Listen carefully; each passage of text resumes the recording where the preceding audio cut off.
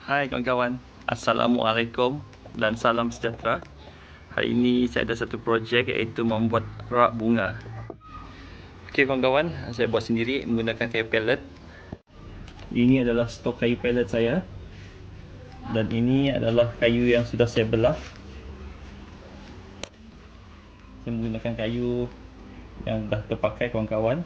Memang berlubang-lubang, tapi itulah yang saya gunakan. Tambahan kayu ni masih cantik lagi, cuma perlu digosok lah.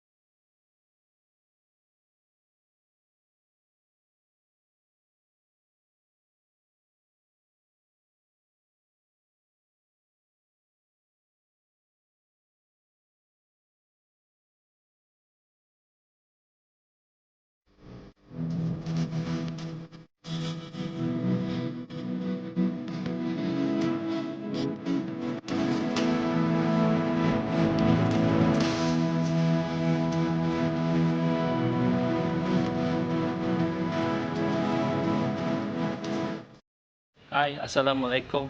Jumpa lagi. Ini video sambungan sebelum ni.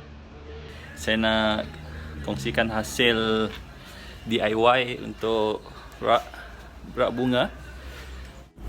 Okey kawan-kawan, ini adalah hasil DIY untuk rak bunga daripada kayu pallet terpakai jenis PINE Saya guna lebih kurang dalam 12 ke 14 keping lah, 14 keping lah untuk menghasilkan rak bunga begini.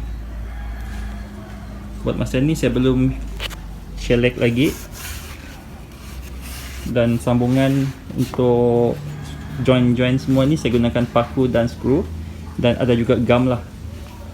Okey kawan-kawan, itu saja perkongsian ringkas saya mengenai projek DIY saya, projek pallet untuk rak bunga. Okey, jumpa lagi nanti. Bye.